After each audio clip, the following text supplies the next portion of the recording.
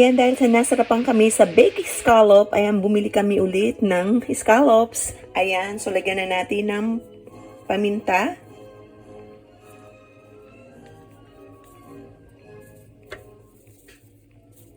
Ang salt.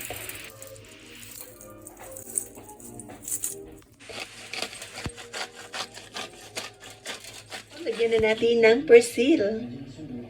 Ayan o. Diba?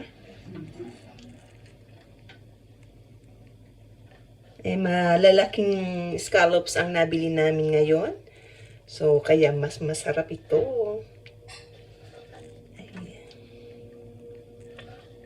Now, lagyan na natin ng butter. Ayan o. Lagyan natin.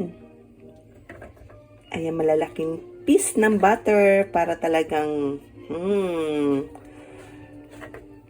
masarap na masarap to.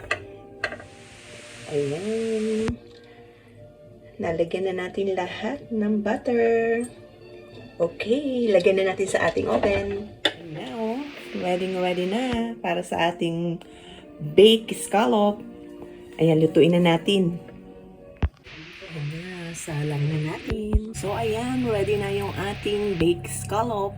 Kain na natin.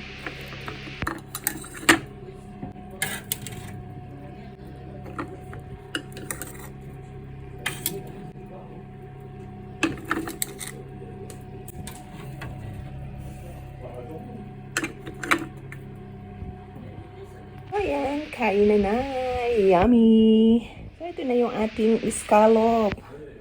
Ayan o, talagang nagmelt na yung kanyang butter at ang kanyang persil. Ayan, nilagyan ko siya ng salt, pepper, at of course, ang ating pressed scallop. Yummy!